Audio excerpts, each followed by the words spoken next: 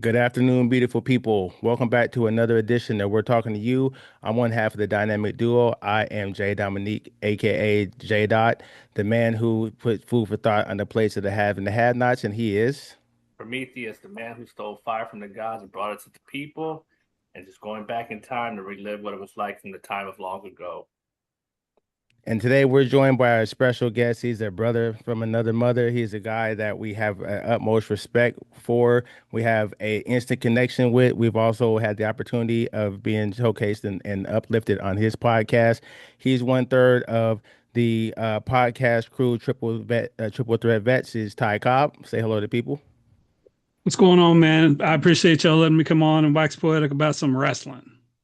Absolutely, absolutely. So listen up. If you've been paying any attention to our Facebook page, then you will know that we're in the midst of in this nostalgia. We're all middle aged at this point, and we've been looking at ways to really, really look back at our journey thus far and appreciate the things for what they really were. We're all '80s babies, and so we're starting this little video cast segment called "We Were Just," and in this process, we're just trying to take a trip back in the DeLorean and go back into time when we were young boys and life was so much more simpler and we weren't afraid to navigate and swim around through various genres. And what we didn't know at the time is that growing up in the 80s, we didn't know it was going to be such an iconic era. So when we look back now, it's nothing but nostalgia, it's nothing but a deep appreciation for how things were. And of course, we have the opportunity to try and balance it against what we see with these current generations.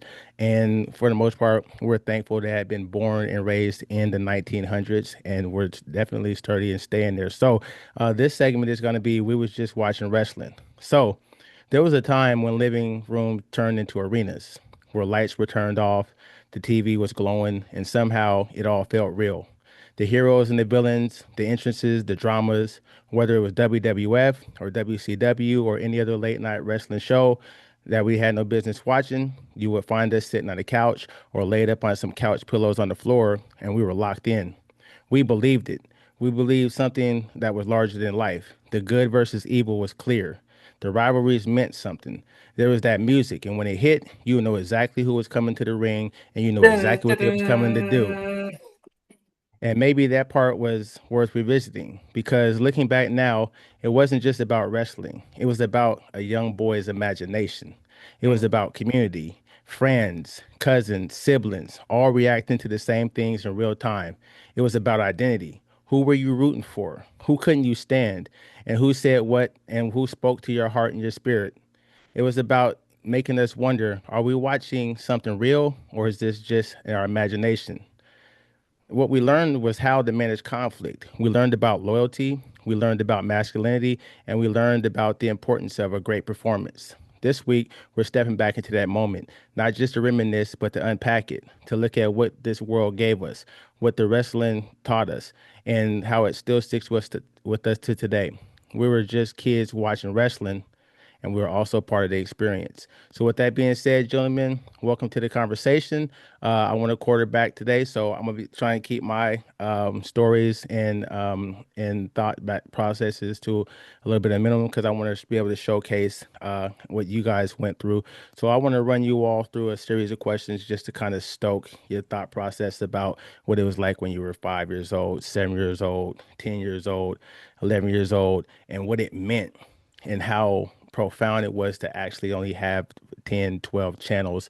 And so we were all locked in watching the same thing. Didn't matter if you were in Seattle, Washington, didn't matter if you were in Houston, Texas, didn't matter if you were in Philadelphia, Pennsylvania. We all sat and we had the same experience. And this is the things that grew to become common threads for us all to be able to connect to. And I'm just so happy to be able to just sit with you gentlemen today and just kick our feet up and tap into that inner boy again. So you ready? Let's do it. Absolutely. Okay. So Ty, you are our guest. You know, you're going to be a soon resident guest. We're going to try and get you here as much as possible. So I would like for you to lead off with responses, and then we'll let Pro come in the rear. All right, so let's think about early memories. What was the first wrestling memory that you can recall? So growing up, I'm from southeastern Kentucky. So we had, basic cable. So I either had TBS or WGN was kind of the stations that I had where I could catch either sports, which was something I watched a lot, or wrestling. So every Saturday and Sunday at 6:05, I'm watching, World Championship Wrestling, Tony Schiavone back in the day, the AWA. I was watching that on ESPN, and Memphis Wrestling, Jerry the King Lawler and Jim Cornette, all the stuff that's going on in Smoky Mountains. So basically, that whole I-75 corridor in the South, where a lot of those Florida championships, Georgia championships, Carolinas, up into Tennessee, that's the wrestling I was watching. So when you talk about like old school stuff and the or the genesis of a lot of the storylines and how they learned to tell stories, like and you talked about earlier before we went live about when you hear certain songs, you just know who it is.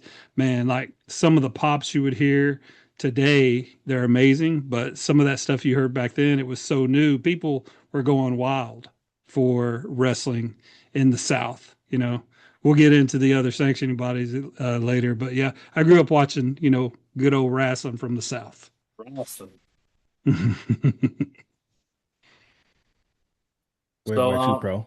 so how I got into wrestling, what I'm gonna call it wrestling, obviously. So, my father, he's the generation of wrestling, having lived in Louisiana, where he came up watching it for like 25 cents. He would go to wrestling matches. So, I can't really remember those wrestlers, but growing up, when I would visit my dad or live with my dad when I was younger, um, it would just be on. So somewhere around, it would have to be about 1983 because that would put me at 5 years old. WWF Pro Stars was on, and that would come on like Saturday morning. And prior to WWF Pro Stars, there was also a line of toys that would come out with it. So you had your Brutus the Barber Beefcake, Hulk Hogan, Roddy Piper, and what have you. So I didn't really understand the storylines because it's 1983, but we just knew whatever team we wanted to win. And because my father watched wrestling, I remember Junkyard Dog was somebody that was one of my initial memories of wrestling.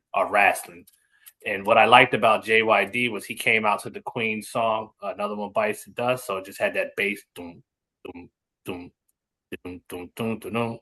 And also, as at the time, there wasn't that many professional black wrestlers. So JYD was our guy. It just, whether he won or lose, he was our guy. And it put me in mind around the time when Mr. T, we weren't sure if he was a wrestler or a boxer or whatever he was, but he was also in that game, in that genre of glitzy glam and just out and proud and out and loud. So definitely was a fan of Junkyard Dog. And that would have been about 83. And then also Hacksaw Jim Duncan.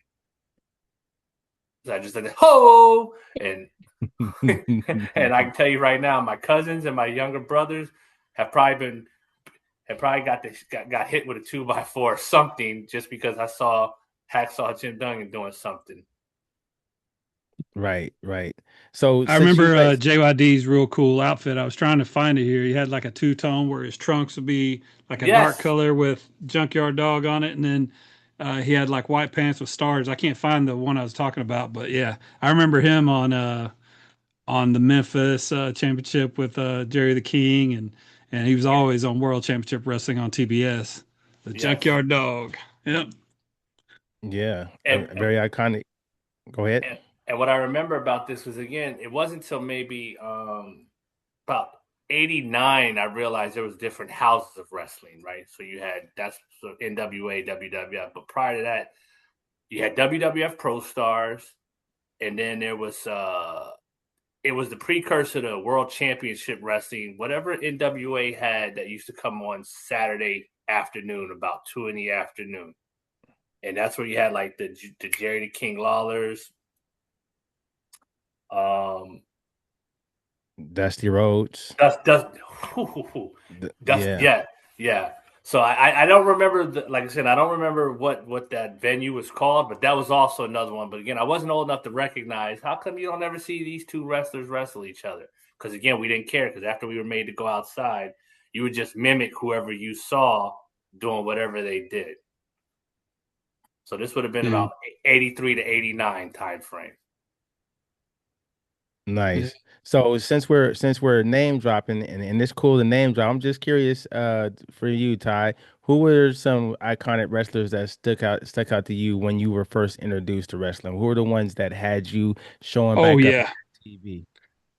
Okay, so anytime I would see Memphis Championship Wrestling, Jerry the King Lawler, whether he was, talking junk to a movie star or having wrestling matches with I forget his name, something Dundee, but he was like the bad guy, and Jerry the King was always a good guy. He would see him a lot. Definitely Dusty Rhodes. I remember him being the booker, the guy that makes all the matches, and I remember hearing about that even way back in the '80s. And Superstar so, Bill Dundee. ooh, oh yeah, there you go, Bill Dundee, little short guy, black hair, Mm. just like beat up everybody, and I was a young kid, so I thought the little guy beating up the big guys was cool because it was all those big, larger than life characters. So you would see King Kong Bundy, that was a big name. He was a bad guy. The Four Horsemen, which basically revolutionized the promo and what a stable was. It kind of that revolutionized it. The Fabulous Thunderbirds, like even them on they would be truly they were regional. They would spend some time in Florida, win the tag championships there, and then move on to Georgia, move out into the Missouri and St. Louis sanctioning bodies out there. Like, but I mean, always Dusty Rhodes and the Road Warriors as a tag team. Oh, Um, I loved Nikita Koloff. I thought he was cool as hell. And turns out he's just a dude from Minneapolis. He's not really right. He's not Russian, even Russian. What the right? fuck, right? No, like I felt like when I found that out, I felt robbed because Right. this is mid '80s. We're not supposed to like Soviets, and we hated Nikita Krylov, and he used to beat the shit out of people. And then I found out he's just a kid from Minnesota. I was like, man, Well, I mean, even going back to like which I was trying to find, there was a WCW Saturday night, but I remember there being like a WCCW Worldwide or WWCW Worldwide Championship Wrestling that was a precursor to like Monday Night Raw and Monday Night Nitro. But um, you just the remember? shows. Go Excuse ahead. me. You remember before Sergeant Slaughter was famous for like late '80s, early '90s? Sergeant Slaughter. Who was the circuit he used to wrestle for? That's the one I can't remember. Well, he was in the WWF for the longest time. They turned him into a bad guy, and he was like I in thought an he's one of those. Iranian uniform.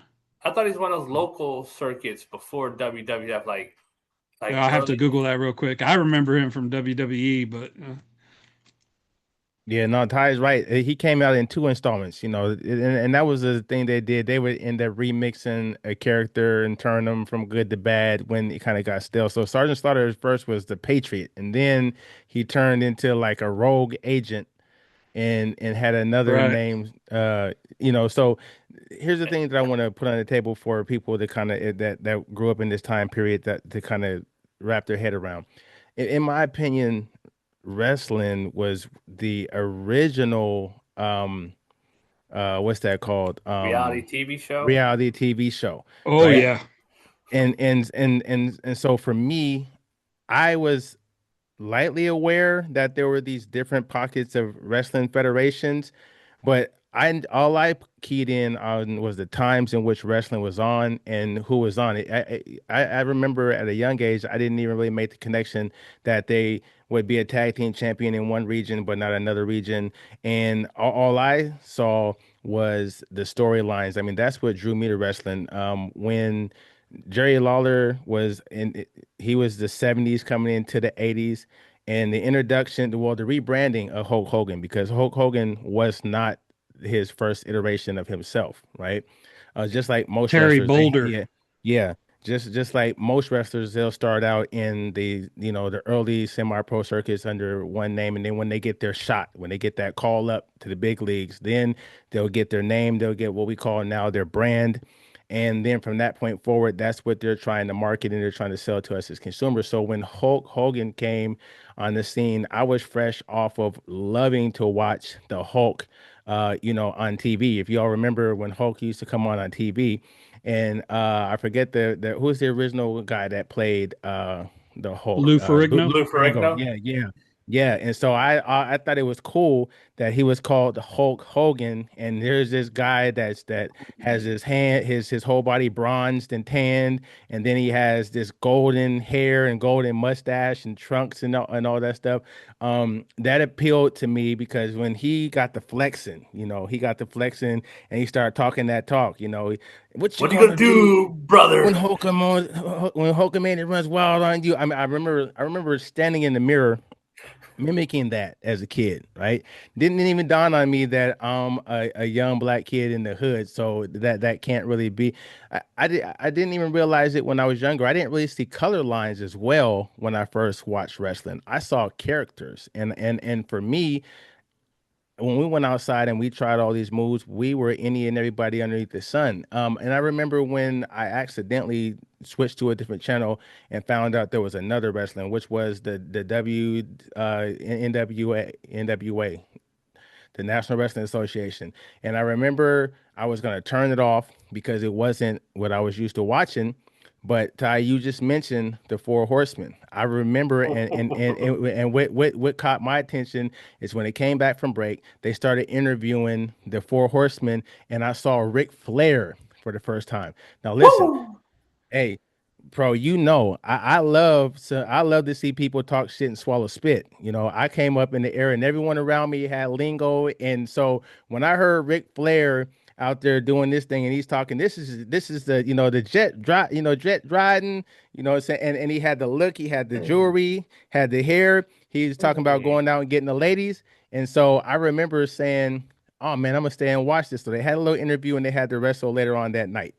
And when I seen Ric Flair coming in and he's cutting and he's strutting, and I was like, I just couldn't believe the contrast from Hulk Hogan because Hulk Hogan was in my mind the tough guy, the Hulk, the smash you. But this dude he was flamboyant. He was a player. He was in there playing around with the opponents and then doing a little sneaky stuff when the referee wasn't looking. And so before long, like Ric Flair became my favorite wrestler. I remember that in my mind, I was like, I want to be Ric Flair. Whenever we wrestled, it didn't matter who everyone else was. I'm Ric Flair. And when he pulled out the figure four leg lock, it was, hey, listen, my little brother and my cousins got plenty of shin bruises from me out there bending their leg up. Like making them tap out. So as I was hearing you guys talk about that, I was like, man, for me, I wasn't so connected to all of the actual territorial politics of it all. I just saw these larger than life characters that spoke to me as a little kid because they was in there kicking ass. Yeah. I think the first what you say about like the when so I started understanding the storyline probably late 80s, 88, 89. My grandfather took me to WrestleMania, I want to say 4 or 5, whatever it was in 87 in Atlantic City. So the following year I got into like the storylines behind it. And I remember the what was it? Hawk and Steel. What was their tag team? Who were they? Road Warriors, The Road Warriors. Yeah, Yeah. Hawk and Animal. Hawk and Hunk and Animals. Animal. Yeah, Hawk and Animals. Those were the first ones. And again, I didn't know if I liked them or not, but I just liked because they came out with they looked like Raiders fans. They had the shoulder pads with the spikes on them.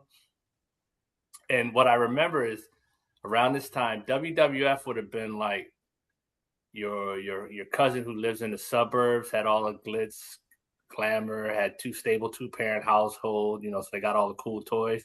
But NWA, WCW was like what you could relate to because those people like and it was all a game. Now that I'm 50, I recognize it was all a game. However, but their character lines were a lot more, like you said, like Ric Flair was a lot more gritty, was a lot less polished. I remember Mm. watching the Steiner line, the Steiner brothers, Hmm. and then how you were talking about like these houses, these wrestling houses. Again, I learned as I got older that Dwayne Johnson, The Rock, was part of a wrestling family, right? But I didn't realize there was a wrestling family per se, like of like, family members. But the Hart Foundation was the first one that let me know. So this would have been late 80s, early 90s, Bret and Owen Hart, and then British Bulldog. Davy Boy Hmm. Smith. Yeah. Yeah. The pink and black attack. And like he was saying, my cousins, brothers, and neighbors got thrown off the top rope, top bunk bed a few times. Because if I saw Owen Hart put somebody in a sharpshooter, I'm trying it out.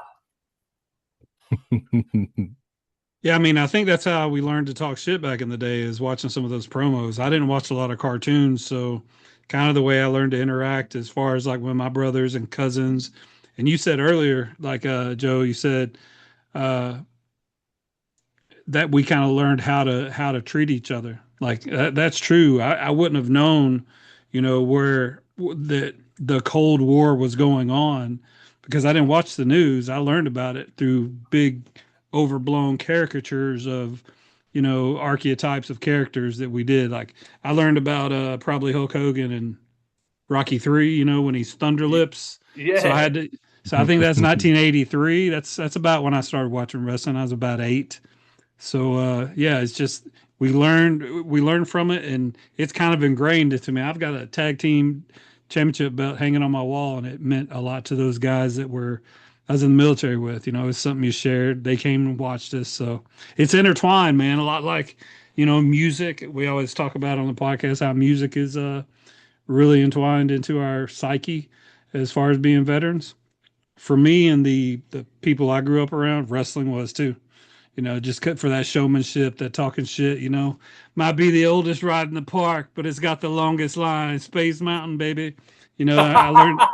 I learned how to cut a promo by watching the hardworking man. Tough times with Dusty Rhodes, baby. That's how Yeah. that's how I learned to talk. So I love that stuff. Let me It's let it's me ask, it's ingrained.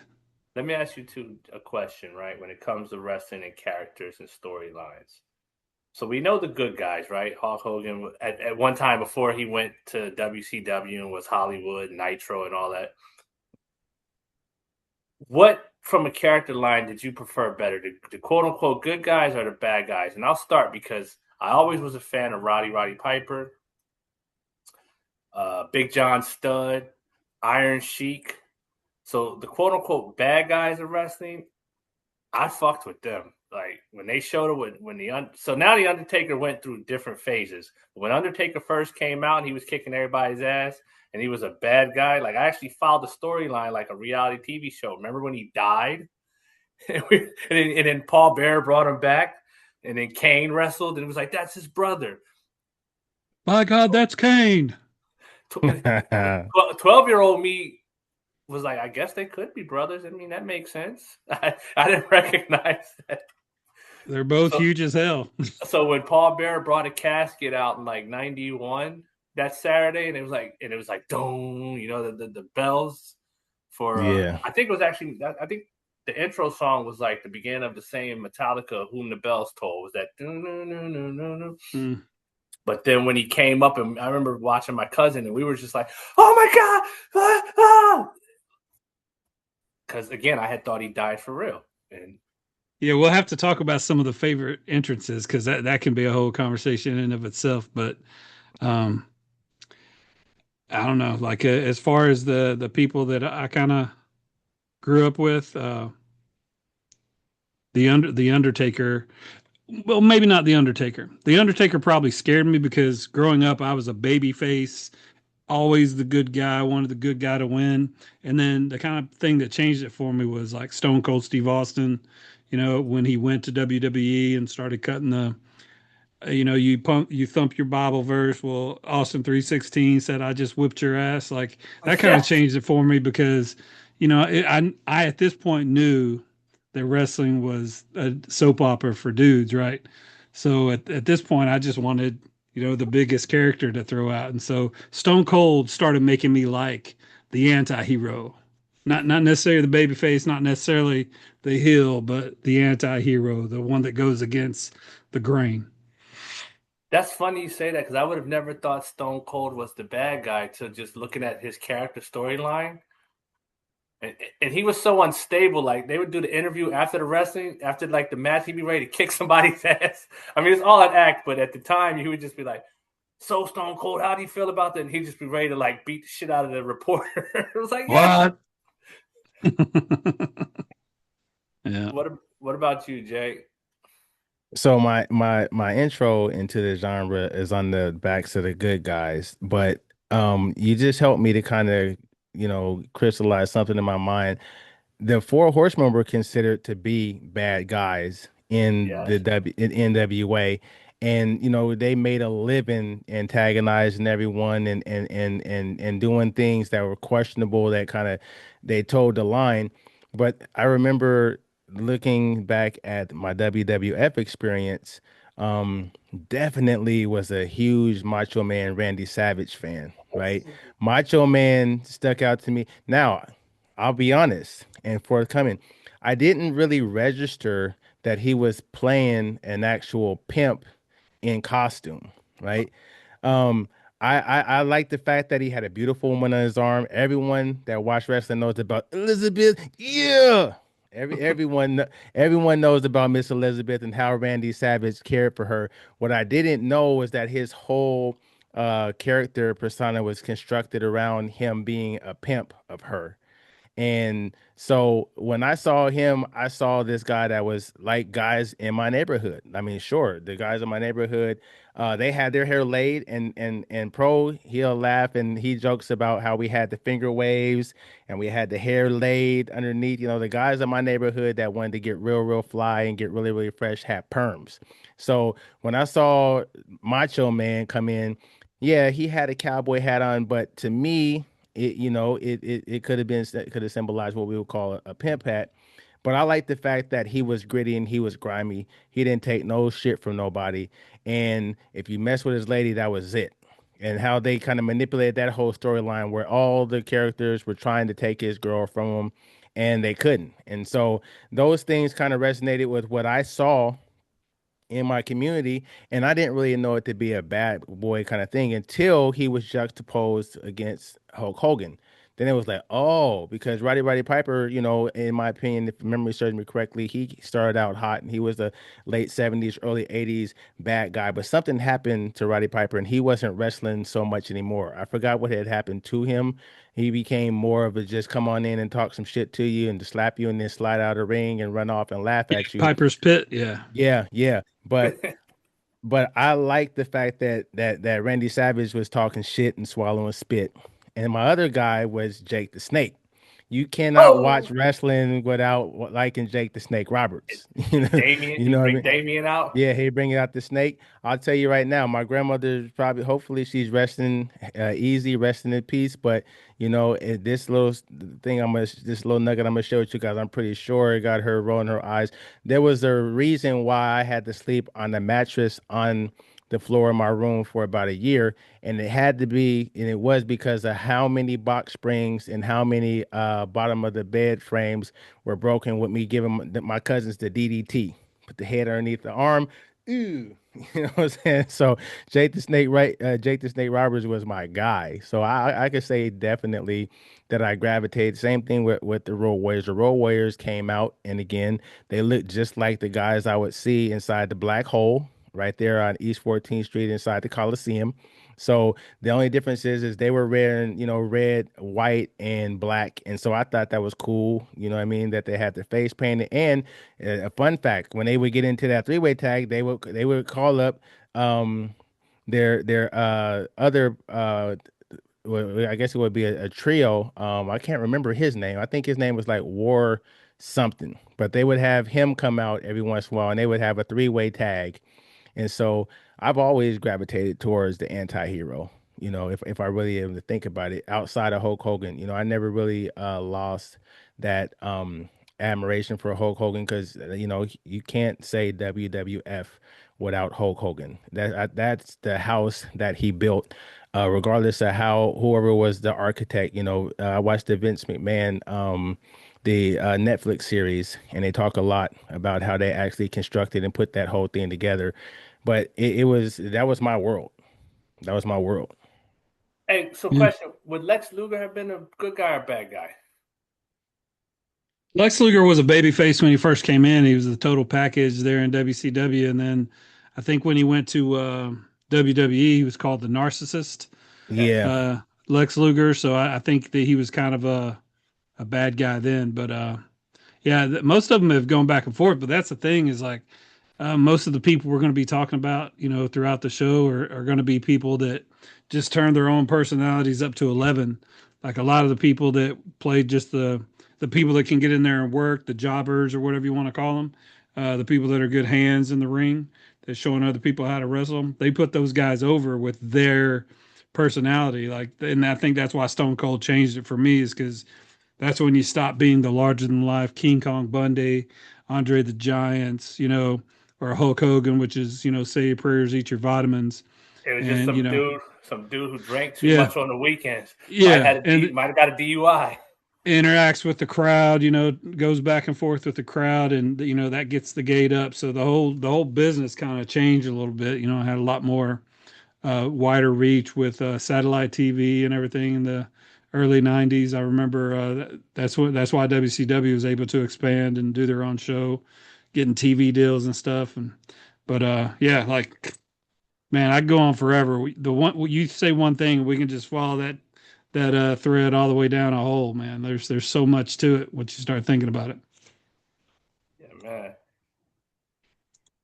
So I have a obvious question here that maybe either one of you have thought about, or it might be something that when I ask you, I'm like, well, damn, let me just pinpoint that, right? So we know that wrestling was one of the first scripted shows, right? Scripted performances live, and the amount of theatrics and the amount of time and effort that these gentlemen put into it in order to make this craft look as effortlessly as it looked. My question to both of you is, was there a moment or when did you come into the realization that wrestling as we knew it growing up at 7 and 8 years old was not really real? Who took that Santa Claus moment from you? So first of all, I think you're full of shit. It's wrestling is real, and we're just gonna stay on that. All right. That's how you You feel will about it. you will not Uh, kill the magic for me. Nah, okay, I'll seriously. ask the other adult in the room then No, if you would seriously. like to yield. I think somewhere between I don't know. I'd have to say probably my. I think once like so I can't remember. So for example, like when Razor Ramon fought in WCW, he was Razor Ramon. But then when he went to WWF or whatever WWF became like Nitro or whatever, it was the same guy under his like I think he went by his government name. I started realizing that because I had watched something and they were talking about the reason why they changed their name is because that name, that character is taught is it's a legal thing. So, for example, if WCW owns the likeness and image of Razor Ramon, when he goes to WWF, he has to be somebody else. And just, I don't know, at that time, that would have been like 92, 93. So I'm like 13, 14. You just start old enough to recognize, like, you really can't beat the shit out of somebody like that in perpetuity and they show up every day. You know what I mean? And I think one time I was watching a match, and I don't know who it was. It was a dude. It was a guy that used to be like a sheriff deputy, Big Boss Man. So Big Boss Man is like 6'8", 300 pounds, a big guy, and he was getting his ass kicked by the 1-2-3 Kid. And the 1-2-3 Kid at the time was like my size, like 6 foot, 140. Like that would just not happen. And I think he did something like where like he stomped and did the, but he didn't really hit him. And I was like, oh, okay. So that would have been like maybe 92, 93. But ironically, if you watch older matches that come on like in the late 80s, even if they were still scripted, they were still slapping the shit out of each other like in the 80s. So maybe in the 90s, they got a little bit more like sort of like with the NFL and they changed the helmets around to protect the players. Like early 80s wrestlers, even if it was fake, were still what's the dude who got he I can't remember his name, but he used to dive off he got thrown in the chairs and thrown in the tables. Like he really got injured. He really would be bleeding. This would have been the late 70s, early 80s. Like his name's gonna come to me. But so to answer your question, probably like 91, 93 time frame. I just became old enough to recognize like you can't just kick the shit out of somebody indefinitely like that. I think when I found out it was fake and that Santa Claus moment was kind of when my cousins told me, "Why do you watch this stupid shit? You know it's all scripted. You know it's fake." And I'm like, what do you mean it's fake? So, I'm single digits at this point, 8, 9 years old. And, at some point, probably around when I saw Hulk Hogan and Rocky, I guess, you realize that they're acting. And then my cousin told me I was stupid for watching wrestling and all they're doing, they're just gymnasts.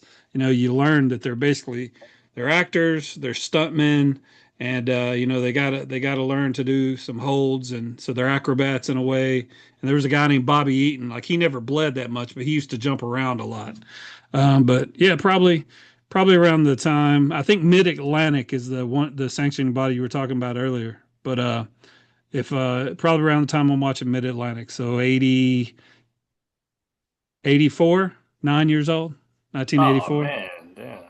something like that. I knew it was like before the Rock and Roll Connection got with WWE, and it kind of went crazy, and it was on right on Saturday Night Live and stuff, and all the when Cyndi Lauper got involved with WWE. I was watching it heavily before then, and then when that came out, I knew it was all production, and that made me loved it even more. To be quite honest, like we do freaking podcasts, so we're in the military, so we like to talk shit, and we I was a signal guy, so I like doing big productions and making cool shit and talk about cool shit. So yeah, about yeah. To answer the question, 84. Oh man, Nice. the magic died for you too young, man. Yeah, You could have went on for another 6 to 10 years with that. but I was from that time. I watched it all the time. I still record TNA. I've got all kinds of wrestling reminders for AEW, but I watch Monday Raw and Friday SmackDown and most of the pay-per-views. I mean, I watch them live every time. So I'm still a fan at 51. Cactus Nice. Jack is the guy I was talking about, the one who used to bleed all the time. And like when Yeah. you watch him in the early '80s, he went through the table for real. Like you still, even if it was scripted, he still sold his body on the line. And I can't Yeah. remember if Cactus Jack went on to wrestle under another name. It's going to come to me, but Cactus Jack was Mick Foley and yes, Mick Foley. Mankind. Yeah. And Mankind, yeah. So my pulling back of the curtain, so to speak, moment happened actually accidentally. I don't remember the year, but I remember that there's a year that my grandmother got me and my cousin a VCR when VCRs were the new thing. Now we didn't get the VCR when the VCR first came out. The VCR had been at Radio Shack for a year or so before we got our VCR, but we got a VCR once they started making them available at like Sears, for half the price. So we started, by that time we're heavy into sports. I'm playing AAU basketball at that point in time. So I wasn't at home all the time. So we got into the habit of taping the shows. And I remember we were watching one of the shows, and I don't know who the heel was, but I remember Tino Santana was wrestling. And he used to have this move that he called the flying taco. Throw the guy off the rope, he go off the opposite rope, he come and he would jump and he would hit him in the head and knock him out. And so I remember my cousin and I were arguing about some stuff, and I had to rewind it back to watch it again. We weren't disputing whether or not it was a real hit, but I rewound it back. And what I saw, he and I both saw in the rewind back, was when the guy came off the ropes. Because first of all, we never even thought it's fake because you can't throw a guy and he runs off the ropes unless he wants to do that. But we just thought, when you throw the dude this way, he's running off the ropes. He literally bounces off and he can't help himself but to run back. But you know what I mean? So now that I'm telling the story, I'm thinking about, I'm like, we were 1,000% invested. But the guy throws the guy off the ropes, he bounces off the ropes, he comes, and I had to rewind it back. We noticed in real time together that when the guy got ready to get hit, he kind of leaned back and kind of threw his head back. And Tino Santana put his hand on his forehead and then hit his hand. Right? And we was like, what the fuck? You know what I'm saying? So we kept rewinding it back. And we was like, hold on. So then when I played it again in real time fast emotion, the dude acted like he was knocked out. And we was like, no way. There's no way. From that moment, that was like pulling the wool off my eyes. Because then I start seeing guys on the ground and pretend like they're gonna drop that little knee on their head, and they would drop on their knee, but they would never make contact with their head. Then I started noticing that they would grab the dude and they would be hitting them 95 times in the head, but it would be like a little soft little tap. It would be a good swing and a windup, and then all of a sudden, I'm like, wait a minute. Every time they get ready to hit the guy in the head, they stomp their foot, just to kind of displace the momentum from their hands. So that moment watching Tino Santana do his little finishing move, for lack of a better term, is when I realized, like, wait a minute, this right here is not real. And then all of a sudden, every time I seen a wrestler wrestling, I saw something that I was like, oh man. So that became a disappointment to me. I didn't take that knowledge and say, hey, okay, so now I'm just going to look at it for entertainment. I kind of felt like we were being cheated out of an experience. You know what I'm saying? It's funny you say that. I think that's probably when, so about 92 to 94 is when wrestling kind of died for me because I that. And then I think I was like a small era when I first came in the military around 96 through 98, where I rewatched it because it was guys like Goldberg. And that's just because, like, for example, when we were in Guam, we had it in the barracks, we had a day room. So wrestling would be on in the day room. So everybody would sit around and just watch wrestling. And I remember like Goldberg, Stone Cold Steve Austin. But by that time, I knew it was fake. It was just more the camaraderie of watching wrestling with the fellas. But I'm agreeing with you too. I think once I realized this wasn't real, like a part of me just was like, this is not, this sucks. And then I got into boxing, so maybe that was kind of like, once that wasn't real, then I was able to really get into boxing because at least boxing was real. Yeah, I've been lucky enough to where like most of my friend group either put up with my wrestling addiction or they were pretty good wrestling fans themselves, even in the military. Like growing up, I used to go in my brother's room and he'd be out on Saturday night or Sunday night, and at 6:05 I was trying to steal his TV to watch. So even after I found out, it's as opposed to watching um, sitcoms on TV or, if sports wasn't on, I was watching wrestling, which, is sports entertainment as we know it now. But yeah. Damn, man, you got y'all sad now that you made me realize. I was all having fun going down memory lane about wrestling, and you reminded me. I'm like, oh yeah, it's just a bunch of dudes running around slapping each other. I think also because I remember my brothers were watching wrestling, and I think so. This would have been like 94, 95. Rikishi would put people like in the stink face, and I was like, you can't whoop my ass that bad where you get to rub your ass in my face. That's just not gonna happen. And you Yeah, don't that's die. that's And you don't die. Like the fact that he used to, I was like, this heck. well, at some point I think may have been after I joined the military, but I was, I don't know, 24 years old, starting to have children of my own, still watching wrestling. And then I loved it so much at that point and has watched it so much that you see some of that behind the scenes things where, and especially when social media and internet came into it, or, you call the 1-900 line. I called the 1-900 line when I was a kid just to figure out, what Mean Gene was going to tell us what was going on in the next week. So I was definitely a mark for wrestling, but like, I don't know. It just never stopped being cool with my friend group. I was very lucky that way, or No, Yeah. nerdy that way. I don't know, however you want to look at it. Well, let's see if we can pump a little bit of hey man, positivity in here. I don't want to be a deadbeat downer no, to I'm you. sad. My No, man, I'm I sad. apologize, man. An Way aspect to of go, wrestling. asshole. Way to go. I know. Blame it on me. Blame it on the responsible, sane adult in the room. I know. Um, we've been talking about in the ring, but there was a whole other element that went into 80s and 90s wrestling that really, really helped to gain and to foster popularity and clicks and all these things.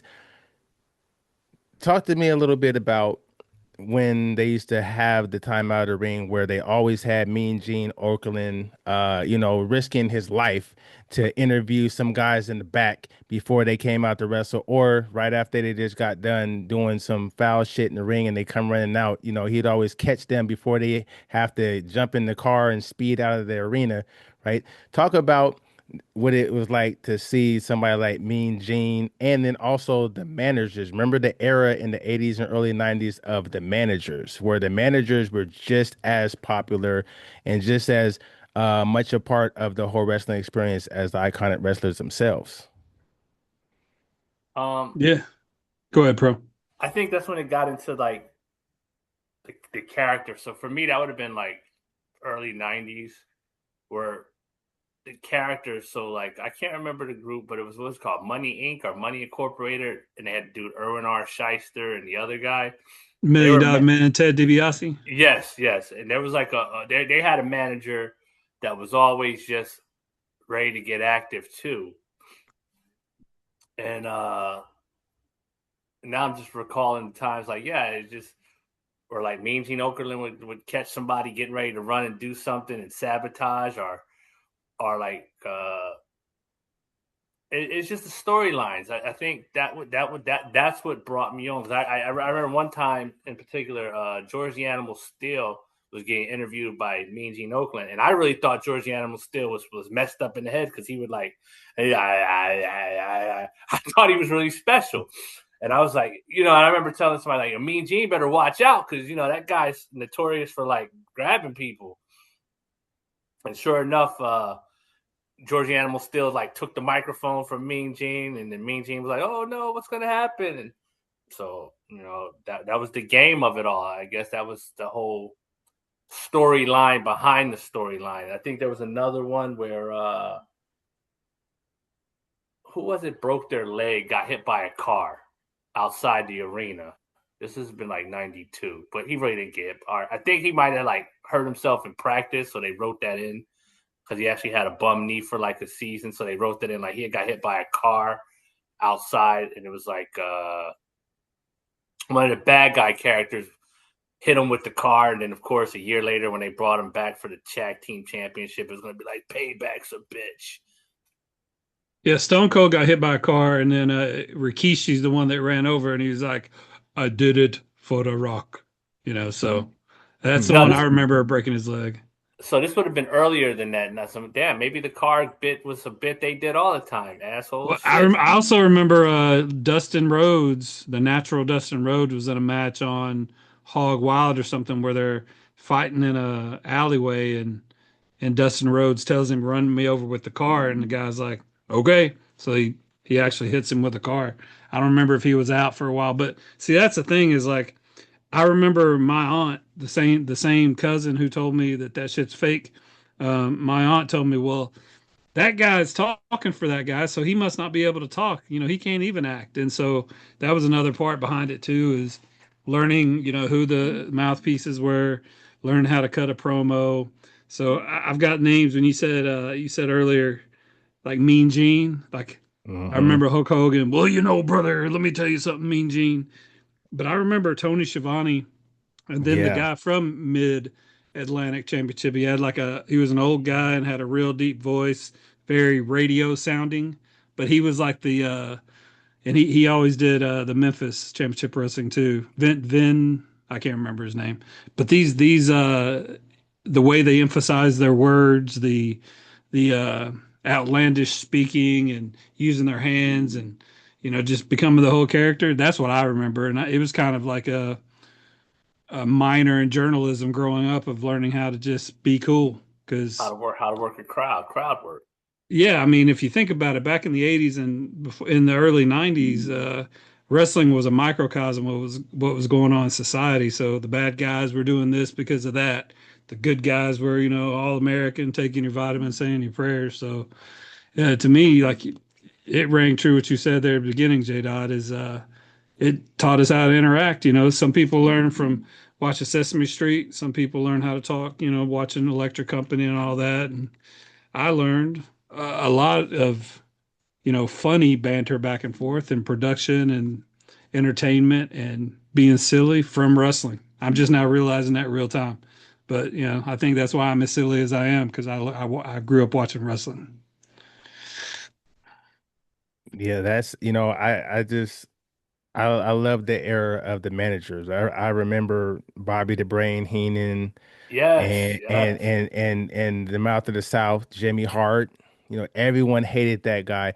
You triggered me inadvertently, Pro, when you brought up the Million Dollar Man, right? So I remember when Ted DiBiase first came out as the Million Dollar Man, and he had the lackey Virgil.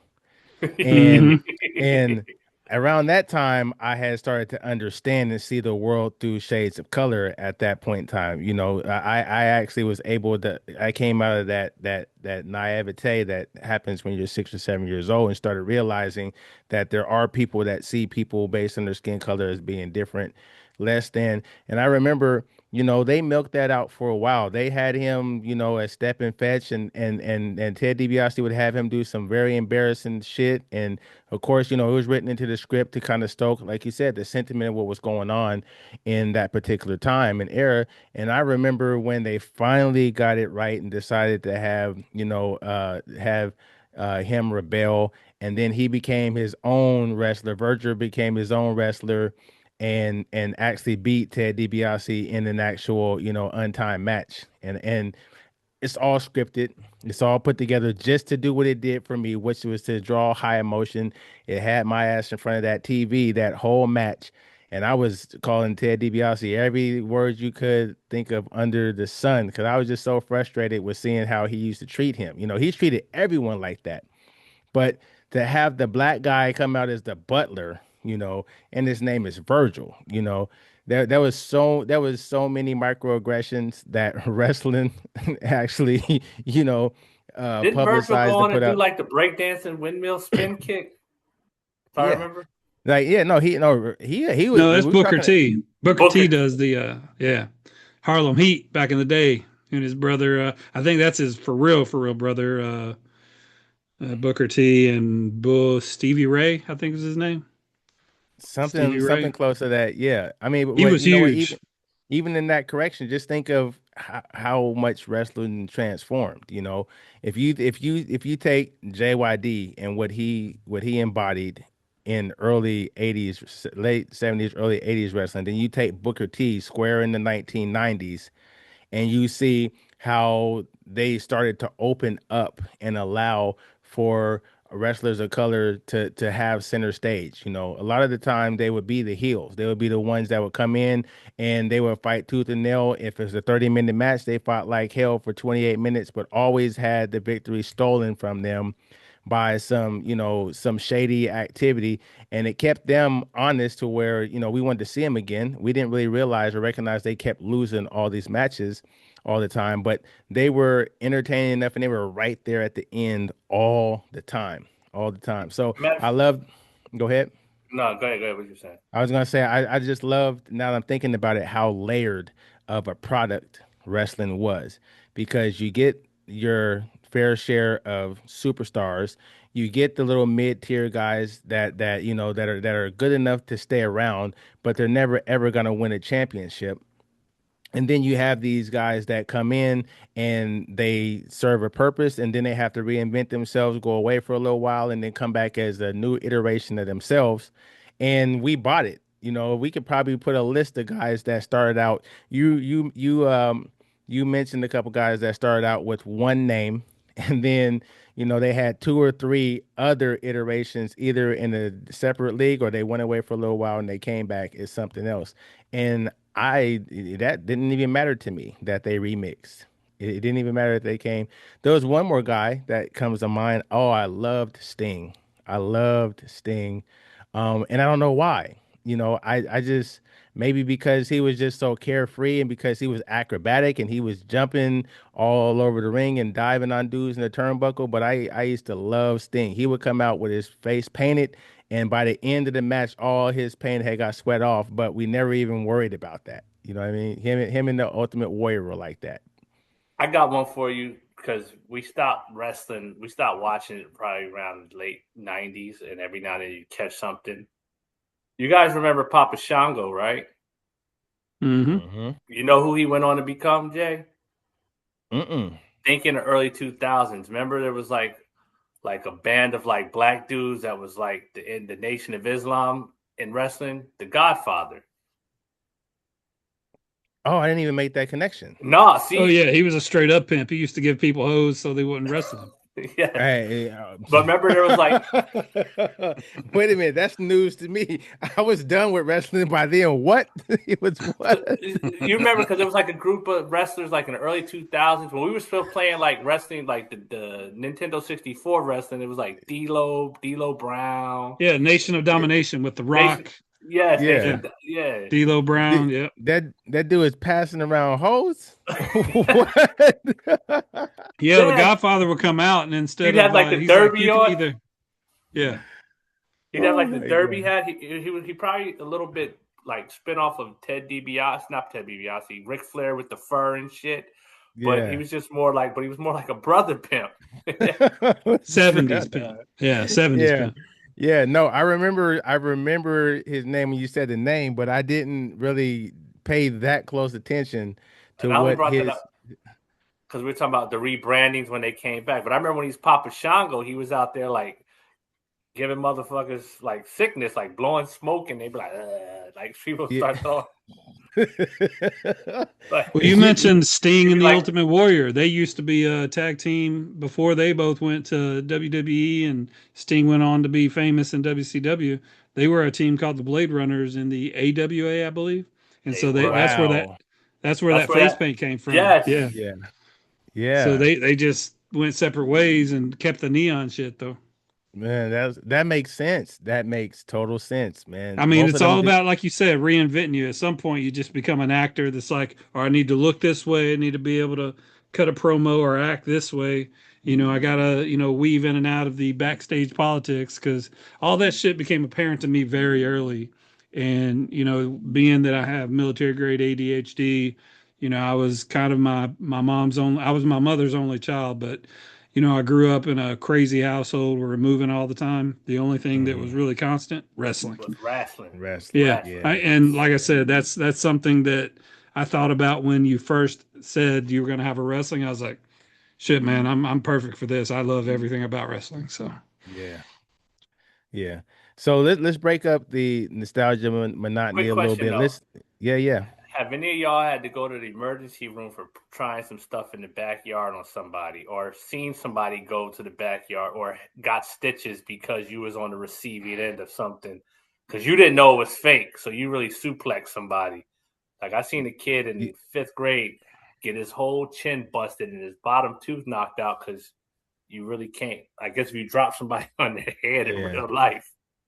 No, that happened to me one time. I had a younger cousin that actually was taller than us. He was literally about 3 to 4 inches taller than us, but he was about 3 to 5 years younger.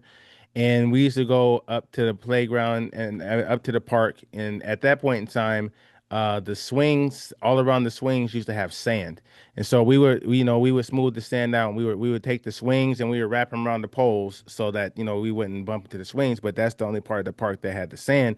And I used to always do the power driver to him. But Oh, this one time, I did it wrong, and he had a seizure in the park, and that scared the shit out of us. I thought for sure that we were all. I thought he was gonna die, but then I thought that we were gonna die when we got home and had to go tell my grandmother because he was like my second cousin. So what would happen is my grandmother's sisters, would come by and they would bring my extended family, my second cousin. So he was over visiting, and we would just be like, hey, in the '80s.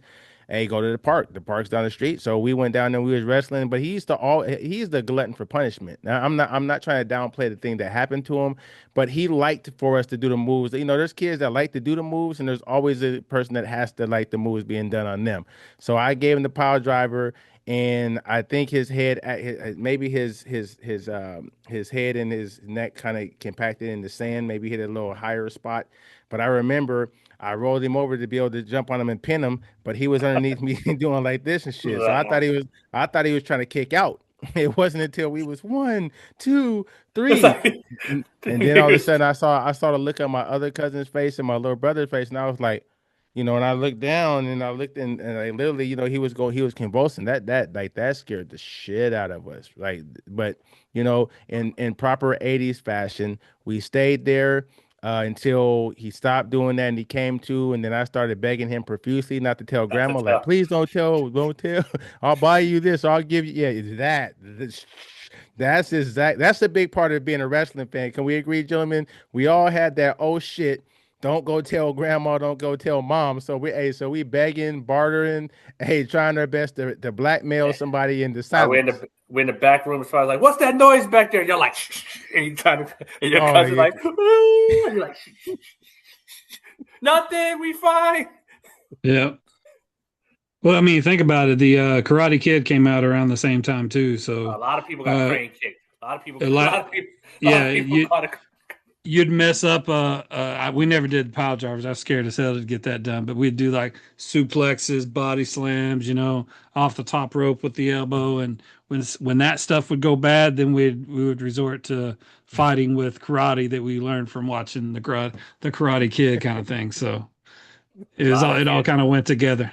a lot of kids Yeah. got crane kicked too in the face, like, Yeah. ugh. Yeah. Man, I'm telling you, man, that part of the subculture is amazing. I Wow. bet you if we were to ever talk to a extended group of guys that really were invested in watching wrestling, they would all have to have these kind of war stories. You know what I mean? Because we were all we're just human nature. We look up to something, we want to emulate something, but we don't go through no formal training. We don't even know that there's training whatsoever. You know what I'm Involved, saying? and we You didn't know what know I'm it was saying? fake. And we didn't And, know that when you drop the elbow, you're supposed to land on your hip and hit him with the armpit first, then just bring the elbow in. We was literally hitting him with the Yeah. elbow. Yeah. hey, Ty, did you have a Nintendo in the 80s? The Or the did you first have a gaming system I got was a Sears Video Arcade 2 that played Atari games. Did you ever play the game for Nintendo, either have it or played All Pro Wrestling? I had tag team wrestling. You remember that one? Yeah, that's I, the second A one. That's when the guys lot were of the same. smaller. Yeah, Yeah. yeah, yeah. But I never did the other one. No. The other because one's legendary. the reason why I asked is because we were talking about like in the video, like the first game, like the second generation video game consoles like Sega and Nintendo, when they had those wrestling games.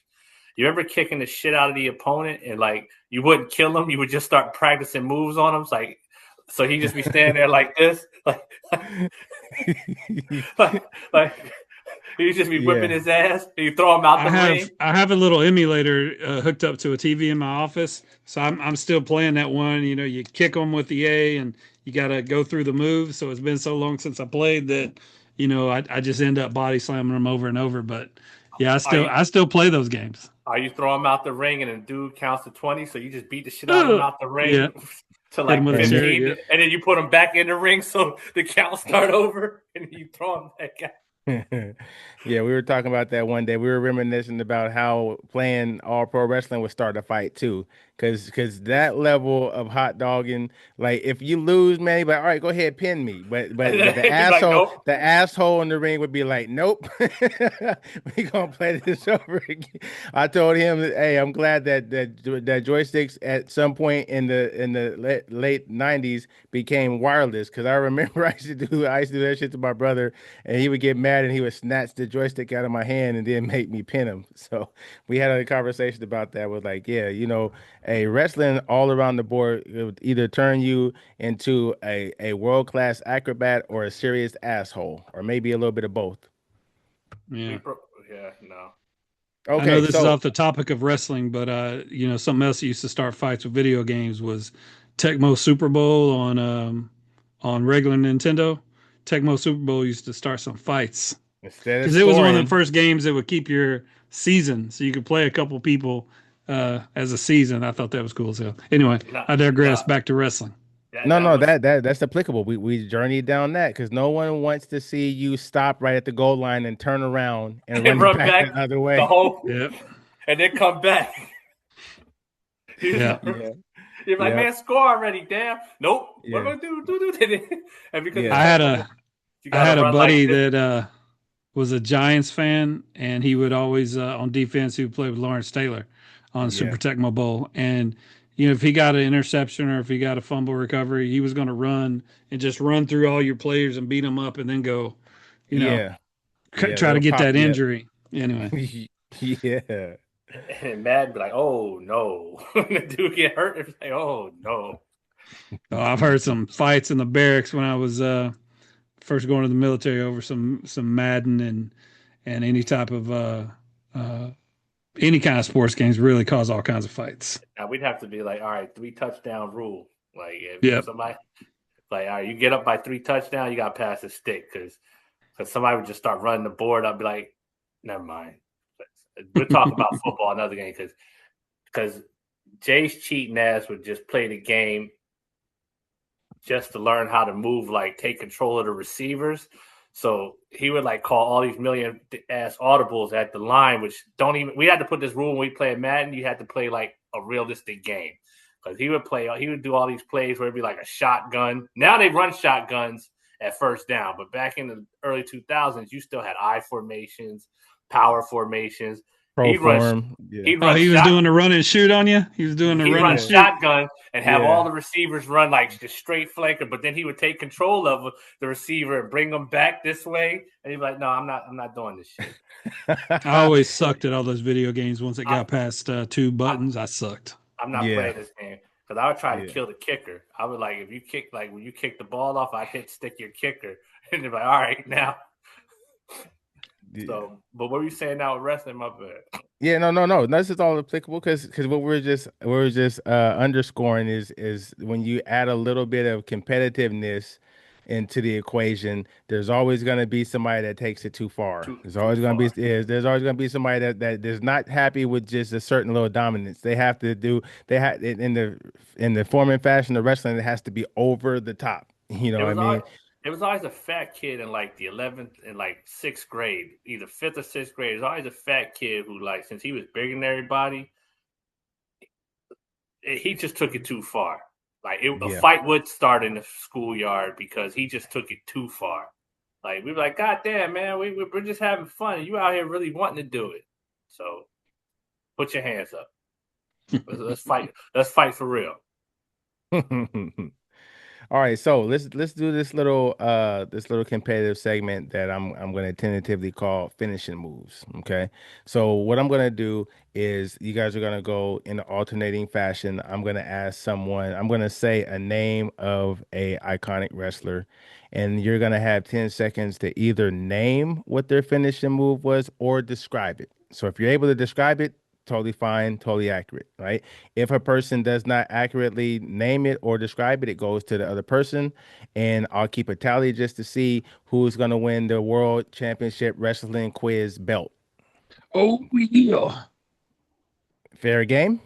Fair game. let's do it. All right. So, Ty, since you are our soon to be reoccurring guest, we're going to start with you. I'm going to Let's start do it. easy. It starts easy and then it's going to progress. All right. So, here goes the layup, Ty. I hope so. Hulk, Hulk Hogan. The leg drop. Yes, sir. Ding, ding, ding. The leg drop. All right, pro. You're next. What was Andre the Giant's finishing move? He'd like pick you up and choke slam you. Okay. I'll accept that. According to chat, they call it the scoop slam. But Okay. okay. I'll accept that. All right. Ty, back to you. What was Ooh, yeah, Elizabeth. What was Macho Man Randy Savage's finishing move? Flying elbow from the top rope. Ding, ding, ding. Yes, yes. All right, pro. Ultimate Warrior.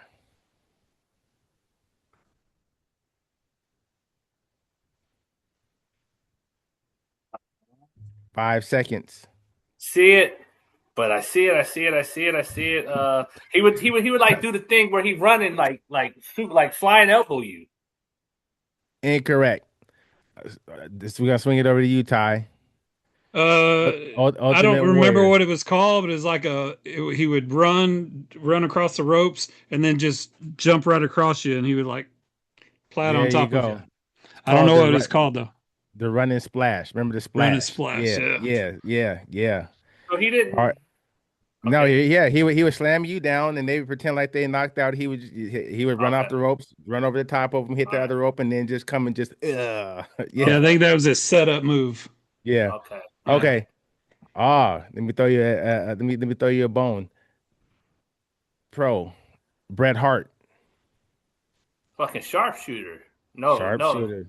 Yeah, Yeah, you yeah, got it. Yeah, yeah. sharpshooter it is. All right, Ty Ted DiBiase, Ah, Ted DiBiase. $1 Million Man. Was Five it seconds. the $1 million driver? That wasn't Uh, I don't know. Damn. Okay. Time's up. I'm gonna push it to pro. He was on to something, but it wasn't I quite don't that. I don't remember the move, but he would put some money on you. There was a reason why he put money on you though. What did he do first in order to be able to put the money on you though?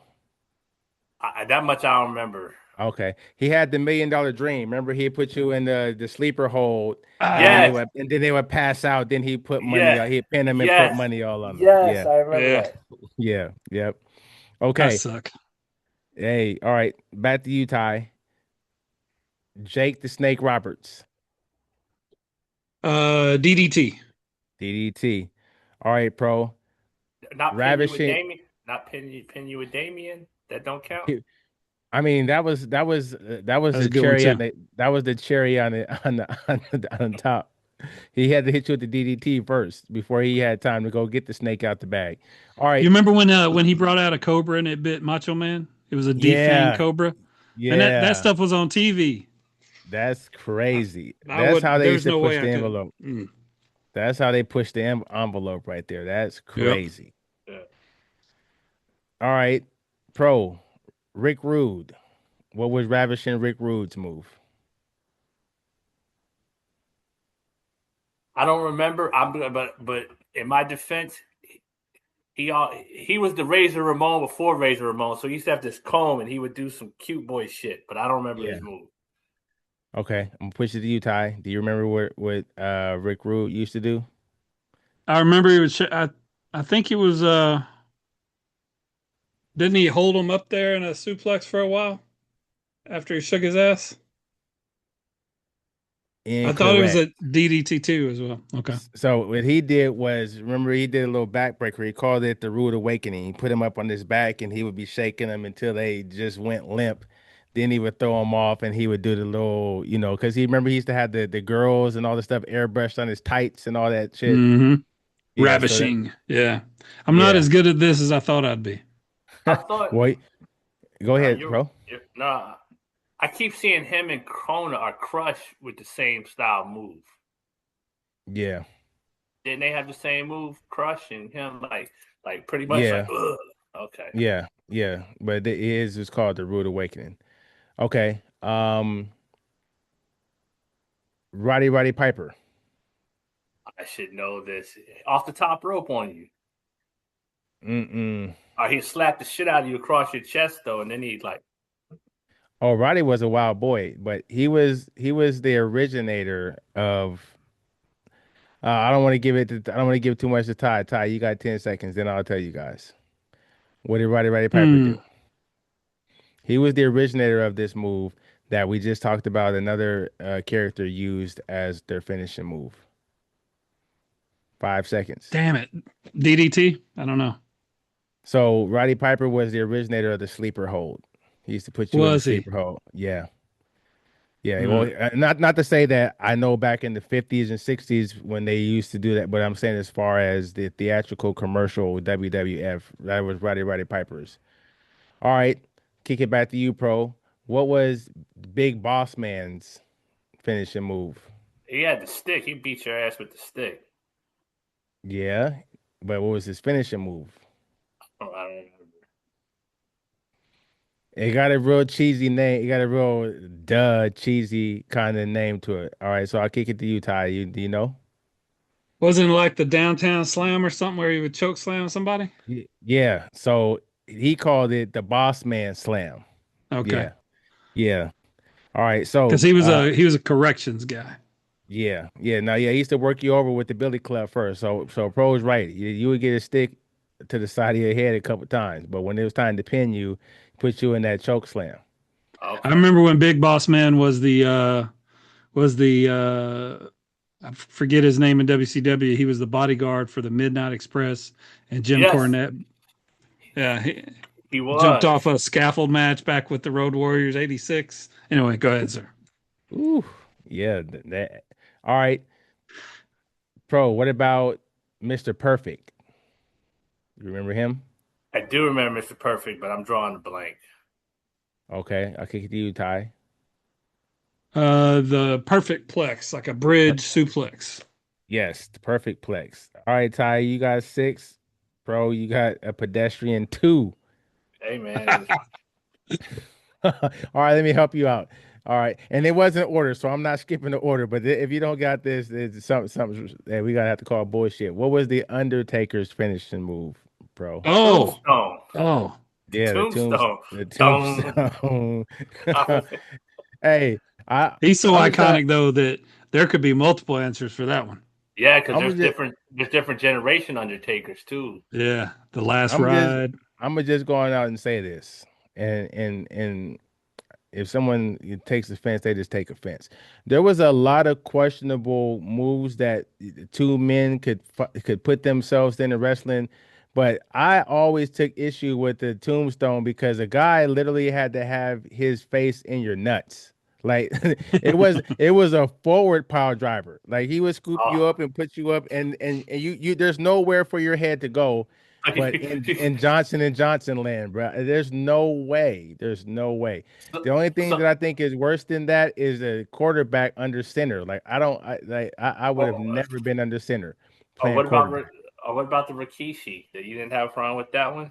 No, no, Steve I face. absolutely, yeah, yeah, no, I Rikishi would have you absolutely. in he'd have you in a turnbuckle, and for whatever reason you couldn't get away. You'd be stuck in a turnbuckle, like no, and you watch this dude like Yeah, start pop walk up to blocking, you. and then he start pop blocking for a little bit, and he smack himself on the cakes and Hey, I tell you what, drop he better had a large, good smelling butt pad in his tights for me the to be fun. willing.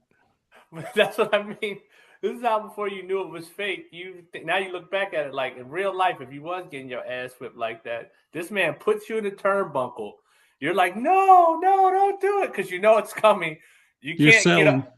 You can't get up and walk away, but you know it's coming. He walks over to you, starts dancing a little bit, pop blocking, slaps himself on the ass, and then like, oh no, and you just take it. You just like, oh, oh. No, And I it's get what you're saying. devastating. Yeah, Hey, yeah. No, I hey, listen, I agree. you know who his sons are? Mm-mm. The Uso Yeah, brothers. Jimmy and Jay Uso. You know what? Those dudes just came on my radar because I haven't watched wrestling legitimately. I haven't turned on and seen wrestling for any more than 3 to 5 seconds and turned the channel in maybe about 10, 12 years.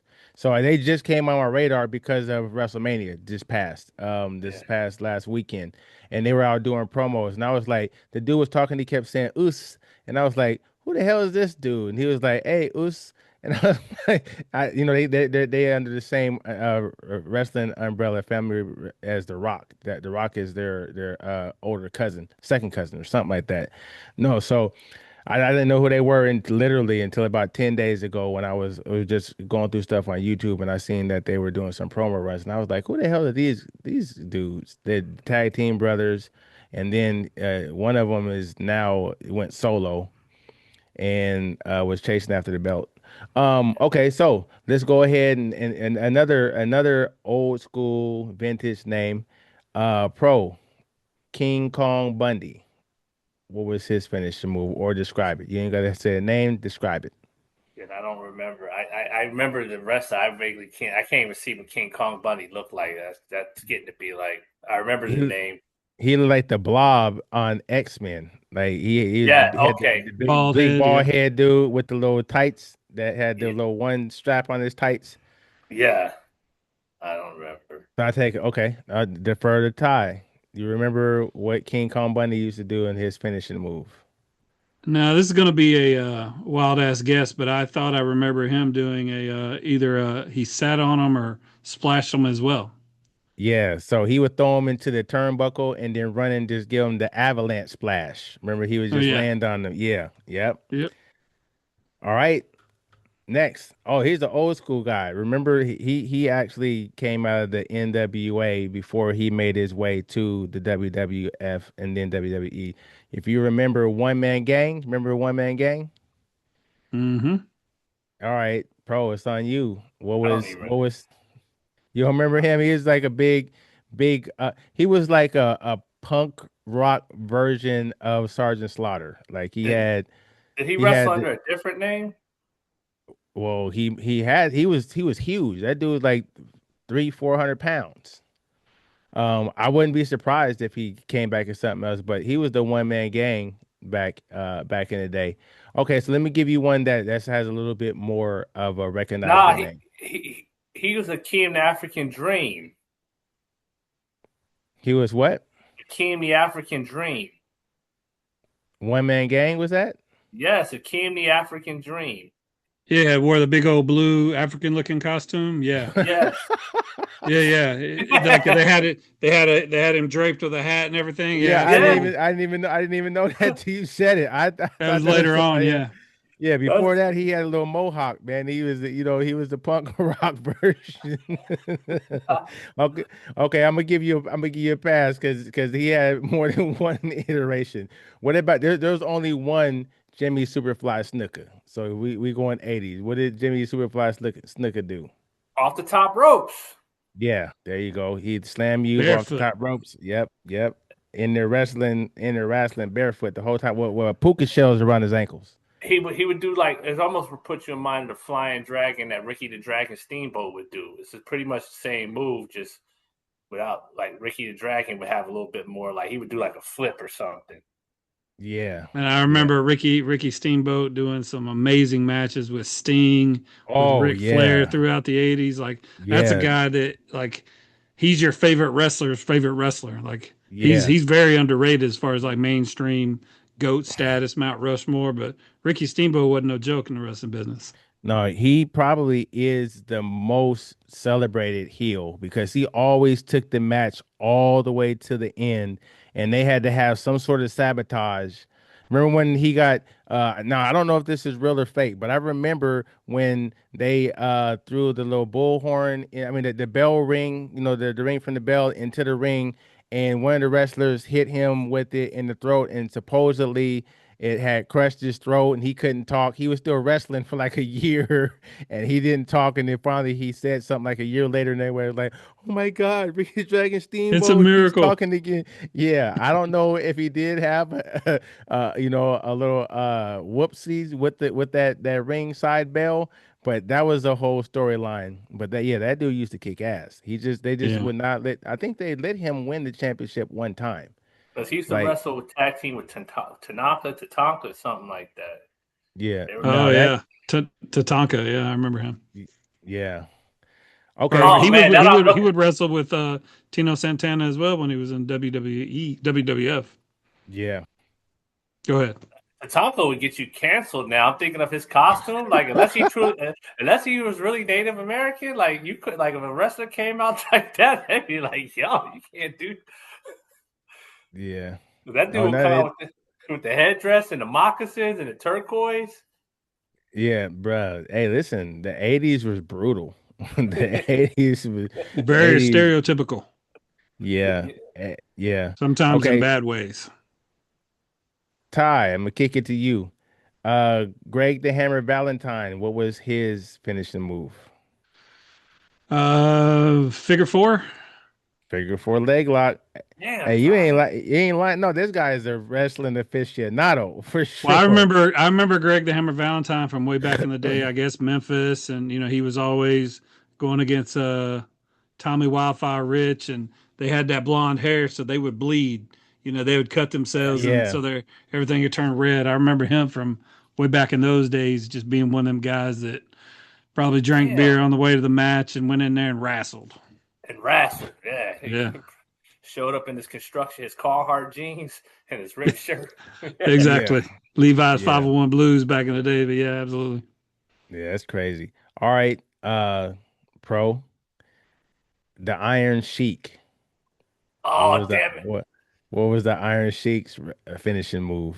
He either well, so there's two versions. The original Iron Sheik, not the I mean it's the same Iron Sheik, but when he first wrestled WWF Pro Star era, it was like some sort of like a either DDT or some sort of like body slam. Okay, so let's go with the other version. What happened when he? I don't remember that because by 'Cause then I had kind I by then I kind of fell out of love with wrestling. So this would have been like, but like when he was in the mid 80s, back when we hate like back when we hated Russia, and he used to wrestle with Nikita Koloff because they were like the axis of evil. Yeah, yeah. Nikita Koloff, Ivan Koloff. Yep. Mm-hmm. All right, Ty, I'm gonna swing it to you. What was the Iron Sheik's finishing move? Uh, Camel Clutch. The camel Yes, clutch. God Yes. damn it! Yeah, I had that put on me several times. Put that, That put that, That put one that, I may have done that to my brother, my put younger that. brother, or my younger brothers to me. Yeah. hmm You get nosebleed. I've had the camel club. Yeah. I'm gonna go camel clutch my 13-year-old right after we get off this podcast. There you He go. It's was at good. the door. It's good for him. It's good for him. Nice. Nice. Okay. We're a third of the way through. We're two-thirds of the way through. All right, so now let's switch gears and let's think of the crossovers that went to NWA/WCW. So let's go to that side of the house. All right, so I'll throw you another one, pro. What was Ric Flair's finishing move? God damn it!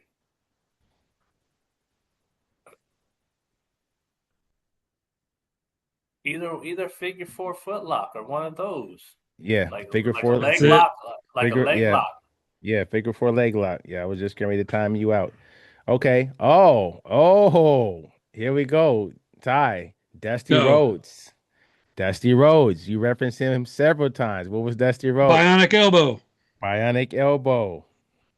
Hey, we never really stopped and talked about the fact that Dusty Rhodes was the only dude that made it cool to have a lisp while he was wrestling. Remember Yeah, he used to if you talk. will.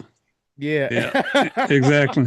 Yeah, Hey, I thought at one point in time I thought Dusty Rhodes was a little sweet based on yeah, how he talked when And I he'd be was a like, kid. baby. And he'd be like, baby. Yeah, yeah. Hey, and he would be like, and let me tell you something.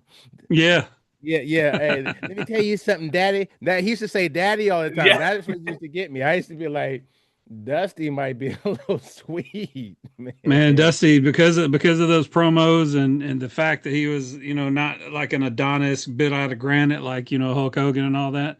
Dusty Yeah, Rhodes was, when I first started watching wrestling, my favorite yeah, wrestler. Dusty Rhodes was it for me. yeah. Hey, I remember seeing lots of matches between him and Terry Funk. Oh Remember yeah, Terry Funk? Remember Terry yep, Funk? Yeah. Now there was a yeah, real story with that where Terry Funk did hit him with the little cowbell and it did injure him in real life for a little bit. He had to take a little break. I think it broke like his something in his arm or something. And yeah, Terry Funk had slammed them on the they was hitting each other with the cowbell and they got on the ground, he slammed them on it, and you could just see well, I thought it was, I thought it was real. But you could just see that after that, he was favoring that hand for the rest of the match. And when he lost, yeah, he came out with a little cast on and all that stuff. All right, pro, let's go with now. This Sting had two or more lives in wrestling. So go with either one. What was either one of Sting's finishing moves? Because he had two different ones. He had the old school one and NWA, and then he had the one that he brought with him to WWF. Hold up. I'm seeing it.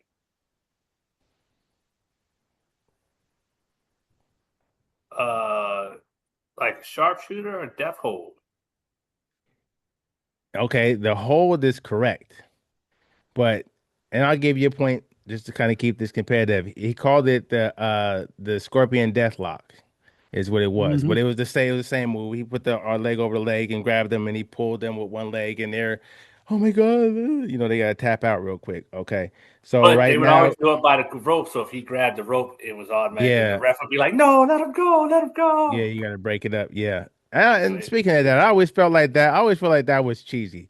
Even in my 6 or 7 year old mind, I I didn't always know felt back it then. was cheesy. If you, I know, I thought it was cheesy if you could just grab the rope and then the referee would make you have to let them go, because they were always wrestling and fighting and hitting each other on the ropes and they didn't have to stop. It was only when they were doing a submission move. Only a Uh, submission move was where you grab the rope and then they would break you off. Be like, nope, you got to stop. Yeah, you're right. I do. That is true. But there's got to be some semblance for the imagination at least to cover. And I always it. I remember the anticipation as they're reaching for the ropes. Sometimes the bad guys would hit the rope away from them. So I Yeah, mean, it's all part of the show. Got to have a prop.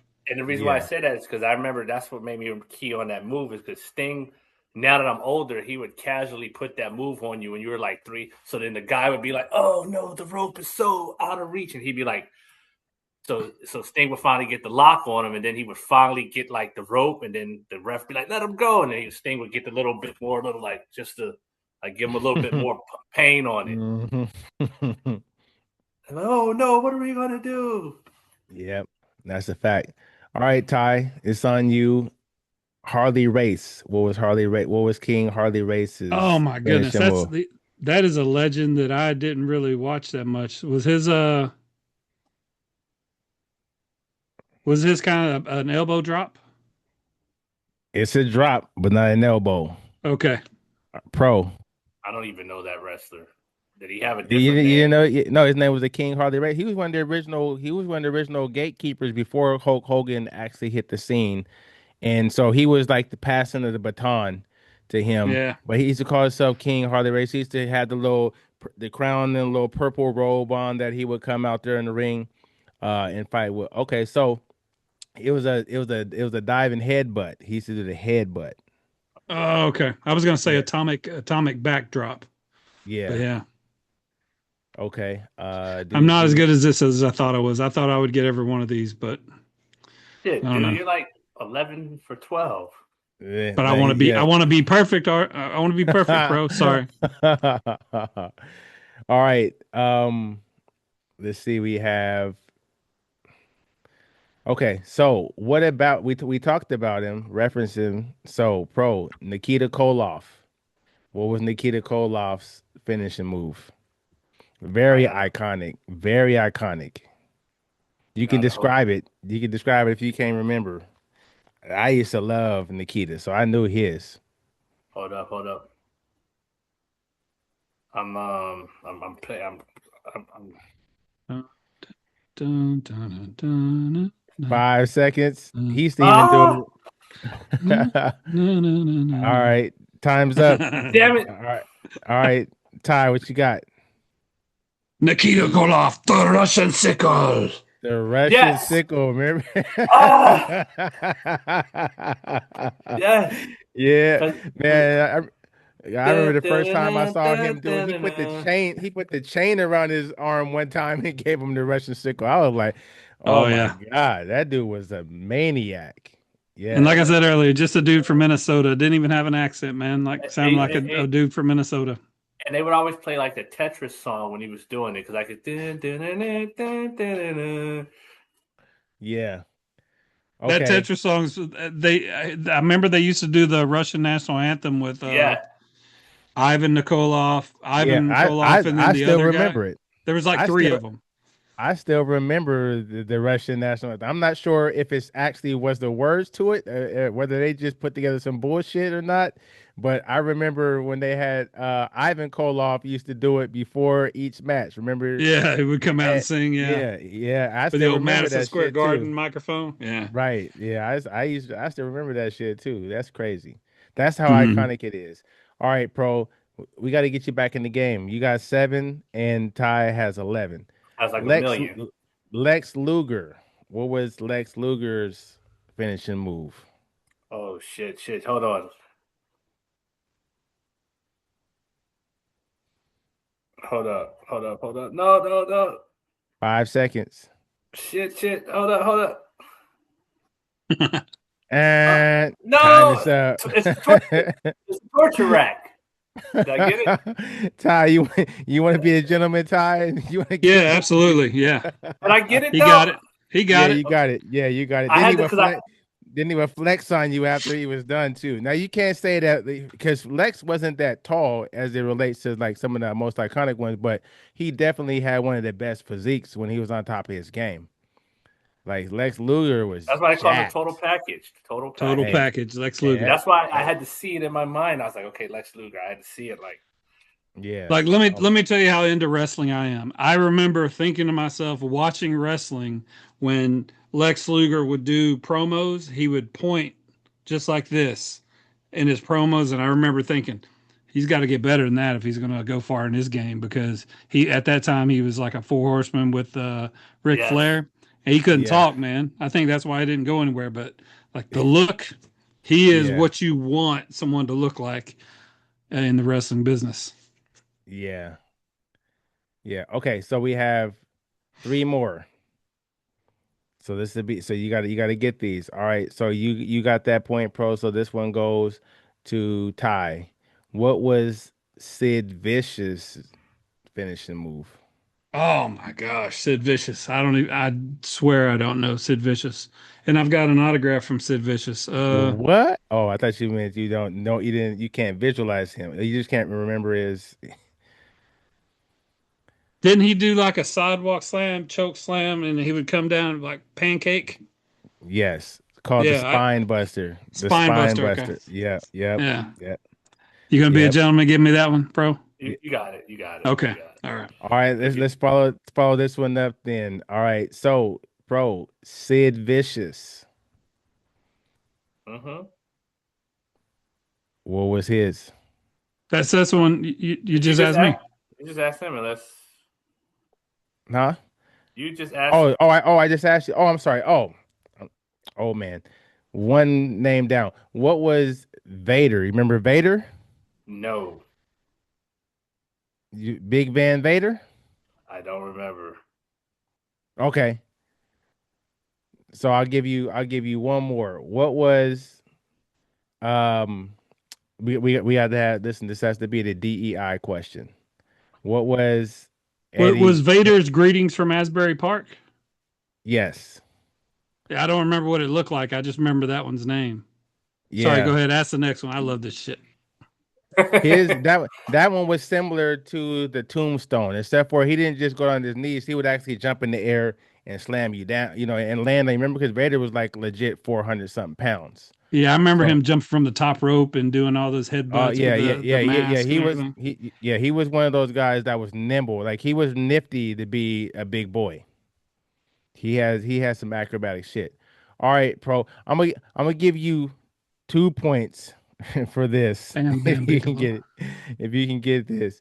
Um, what was Eddie Guerrero's move? We got to do a DEI one. We have to throw in at least one Mexican wrestler. Uh, I know if I'm. He used to come off like he would stand all the way up on the turnbuckle and like come down like almost like the people's elbow, like but he would hit you with like his hands like this. I don't know what it Yeah, was he called. will land with his feet on the side and come down. It's called the frog splash. Yes, you got it right. Yeah, Yep. you Five were star able. frog splash. Yep. All right. That concludes our game. We have a close finish.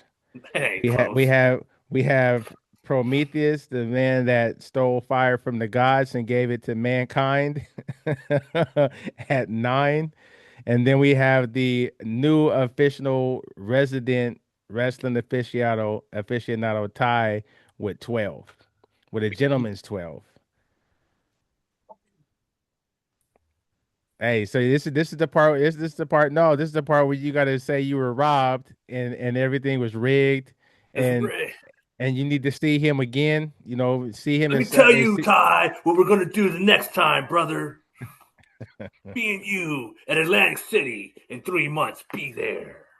Well, brother, sometimes you just gotta get up on your trivia a little bit more, do a little bit more studying, take your vitamins, be sure to work out, and I'll see you next week in the Civic Center Center. Sunday.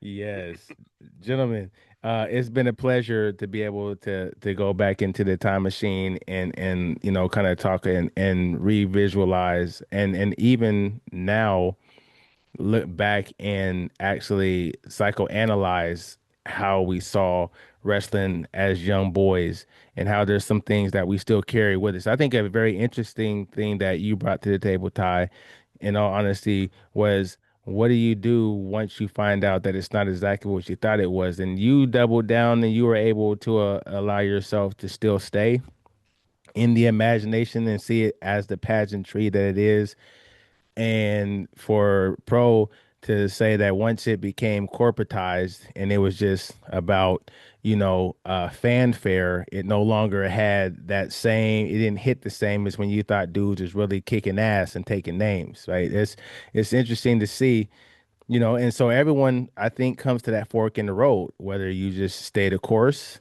or if you just allow it to be a part of your distant past. But it's still the thing that was still the same. And I think that anyone that watches this can agree. Whenever it was time for someone to talk about where they were at, what they were feeling, how they interpreted, who the people were, what they meant in that particular time, in that moment that we were talking about, like eyes lit up, smiles, nostalgia, right? That 10-year-old kid came out of the three of us, and unapologetically, that's what this is all about. This series is really about taking the time to just sit back and reflect on, even though we may have had hard times, even though we may have had hardships, even though we may have had so many things pulling at us in the 80s and 90s, wrestling was one of those vehicles that was able to transport all of us out of whatever social economic status we were in at that particular time. We all arrived at the same place, which was being in shock and awe, you know, finding your favorite wrestler that you wanted to emulate, having your favorite bad guy that you wanted to lose every single time that you saw them come to the ring. And those things, gentlemen, are the linchpins that really, really should solidify in everyone else's mind that there used to be a time where it didn't matter where you came from, there was a draw that pulled you into a pop cultural norm that did not require you to be anything other than alive in that moment. And I think we don't take enough time. It's just everything's so microwave, so fast paced. So what have you done for me lately? I think that this generation really, really suffers because they're not able to really bask in anything for too long. They're not encouraged to dream. I talk to my students all the time about this. An adult tell you that it's okay to dream, and not a Martin Luther King dream, but to just dream of something great, something profound, something that it just would be cool if you could just be that one day, just for an hour. And most of them, unfortunately, say no, they don't have time for that. They're just too enthralled with what's going on TikTok and Snapchat and all these other things. So, thank you all. Before we get out of here, I want to give you both an opportunity to say your parting comments. And so this has been a great experience for me to see you two, to sit with you two. I absolutely admire you two.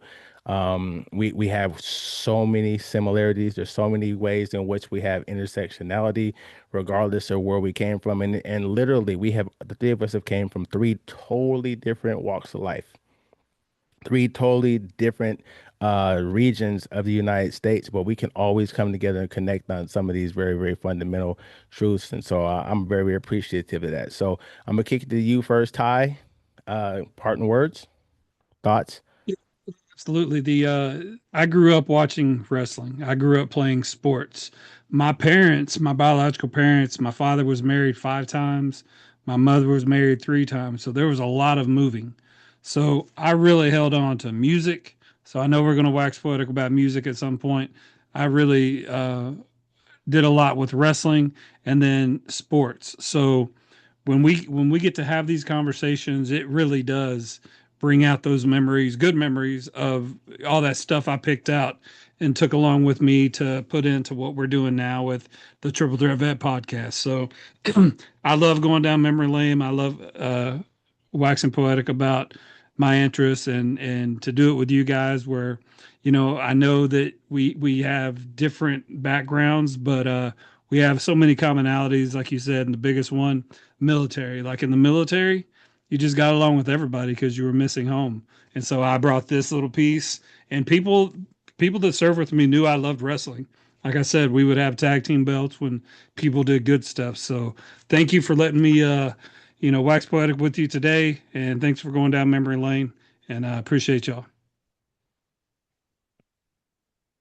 So, in closing, I want to say again, thank you, gentlemen, for being part of this. What I like about these segments we've done, and this is the second one we've done. The first one was hip hop, and this one is that as we get closer to 50, we realize how much things that we were in the moment, we didn't realize we were in the moment of something, right?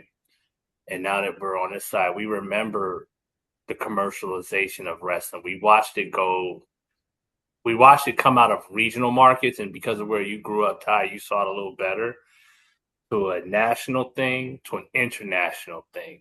Like we got to be part of wrestling when it was okay, cool, and then we got to outgrow it. But yet it's still making money. And I think politics aside, Vince McMahon should be, I guess, hats off for this, is the recognizing, be able to bring all the housing, all the tribes of wrestling together under one banner and that bring it international. And I think what's cool about us is that we all get to be 7, 8, 9, 10 again. Like our eyes light up when we recall something, we talk about moves. Again, there'll be tons in the podcast sphere, tons of time to discuss upcoming elections, wars in Iran, price of fuel, and whatever other issue that will spin you up and piss you off when you're in the car by yourself listening to talk radio. But there's times to come back and realize there was a time when you were 6 years old and you tuned into your first reality show on Saturday between the hours of noon and 2 before you had to go outside and play so you could watch wrestling or wrestling. So Right. tune out again. Ty, we appreciate everything you do. Learn a lot from watching how you guys move, and thank you for coming over here and playing with us. Yeah, thanks for putting me in the text chain. I know that if I got an issue that I want to talk about, I want to hear what you guys have to say. So that's why I always hit y'all up on y'all social media about certain things y'all are talking about. I love what y'all do, and we'll holler at you soon. Yeah, no, I want to take opportunity to actually, really shine a light on that because, like, again, at the beginning of this segment, I dropped for our viewing audience that you and your podcast brothers, saw it necessary to invite both of us on our own individual interviews on your podcast, Triple Threat Vets, and I would say seeing when I came on the first time, it was four, and remember I made the reference to calling you guys the Four Horsemen and the Fantastic Four and all that, and seeing what you guys do made me aware of the fact that you don't have to necessarily come from a entertainment background to be able to create and take advantage of this podcasting space. Um, I was enthused about sitting with you for, and I was equally as infused when I was on the other side of my screen and Pro was on when it was his time to, walk through memory lane and to share with your viewing audience, his way of navigating through life. And because I've come to know you and we both come to know you, when I do turn on this mic, you're one of the people that does come to mind. You and the crew, because you guys are only 3 degrees of separation from us. And the fact that you've been so welcoming of us in the space, and you've been like, hey, if you need us to do anything, you need anything from me, that actually helped to frame what he and I do. And so when we look at it, sometimes we'll talk about it. We're like, hey, at some point we'll be like what you guys are. And to hear you say that you want to be bigger than where you're at just shows that there's levels to this shit. You know what I mean? When we come on your show, we felt like honored guests, and so we hope that you felt like an honored guest on our Heck platform. yeah. We respect you. We respect you. You brought a lot to the table today, and we still have 9 more. We were just watching segments to be able to get to. So hopefully we'll have you back in the near future, a totally different genre, but I'm sure it'll be just as rewarding as this one was. So with that being said, folks, if you tuned in to this point, thank you for rocking with us. We appreciate you and your patience with us and you feeling necessary to follow us on this new endeavor. Because as Pro said, we sit and we talk about all the heavy stuff. We sit and we grapple and we philosophize about all these trivial things that are going on in the world that tend to divide people. But we're actually trying to come up with a nice little formula to bring people together. And our hope is that, we'll be able to expand this out to a 4 to 6 man panel. Again, we are targeting 40 plus year old men because it's time to celebrate us. We done put in the work. We went through our 20s and stumbled through life and bumped our head and learned some lessons. And we stood up and shook it off and got into our 30s. And then we started having responsibilities of now having to take care of a family and figure out what it means to be a man in the ever changing world. And we gritted and grinded through our whole 30s to get to 40 so we can actually start having and enjoying the fruits of our labor. And now, as we're in our late 40s, 50s, we realize this is the time to be able to do a little status check. Was all the things that I went through worth it? Am I at a space now where I can have a deeper appreciation for what I've gone through? And this is what we're trying to do. We're trying to put this on the table so we can kind of give each other flowers simultaneously. So thank you for rocking with us until the next episode. Peace.